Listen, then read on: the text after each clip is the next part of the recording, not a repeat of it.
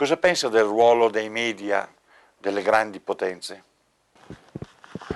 It's a pity, but I think with the collapse of the Eastern Bloc, it has made it extremely difficult for us to hear both sides of the case.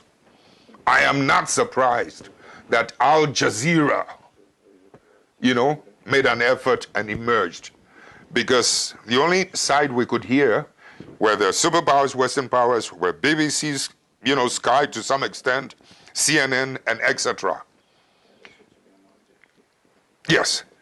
And in my country, well, I don't speak Italian, so we don't. But in Africa, very often we hear BBC, we hear, CNN, Voice of America, etc. Occasionally you get snippets of the truth. But the propaganda that is going on, quite frankly, is not giving us both sides of the thing. However, it comes as no surprise to me, because the media war is another form of war. I mean, there's the war of the bullet, and there is the war of the words. Disinformation and misinformation.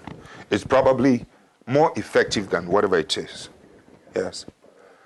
And let me say something to you in Europe and America. You're good-natured people, good-hearted people. You're people of morality and moral values.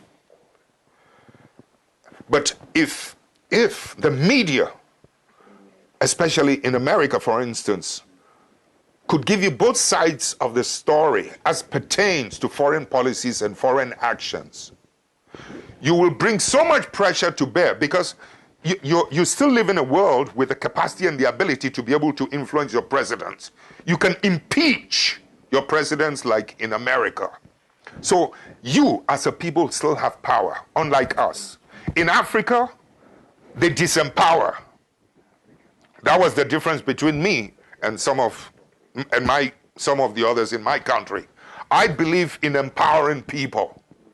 And when you empower people, it is their will that prevails. Okay? You just provide the leadership. However, the point I want to make is that in a situation where people are disempowered, like in some parts of my continent, what happens is that I'm the little tin god. I call the shots. But you people are empowered enough, not only that, but if you're informed enough, you can make the decisions. You can tell your president. You can stand up to your president. Provided you are getting the correct information, both sides of it. So in effect, what I'm trying to say is that the media, I think, must wake up to its responsibilities, and do what is just. Let me just say something. I have a little theory that the world is manipulated. I may be wrong, but the world is manipulated by the multinational corporations, the media, some parts of the media, and the intelligence apparatus. They work as a triumvirate, and they are neatly sandwiched like the ham, like your tomato, whatever it is. They are neatly sandwiched in between the governed people, the governed ordinary people, and the governors. That is where the manipulation takes place. And there is a symbiotic relationship between the triumvirate and sometimes at this level. And if we do not make every possible attempt to return morality, when we're talking about the immorality of international politics, the immorality in business ethics is also percolating downwards, and the criminal, corrupt thing that goes on in my world is bad. So the sooner we begin to return, to restore some sense of morality in business ethics, in politics, in the media, intelligence apparatus, with beliefs, conviction that this is wrong, etc. After all, if you're talking about globalization, then please, let the same value, what is good for the goose, let it be good for the gander. What you want for yourself, I think is something you should want for your fellow man. If we truly want to enjoy peace and stability under a so-called unipolar world, then we have to wake up to our responsibility. You listen to me. The late Pope John Paul contributed his quota towards the collapse of the Eastern Bloc.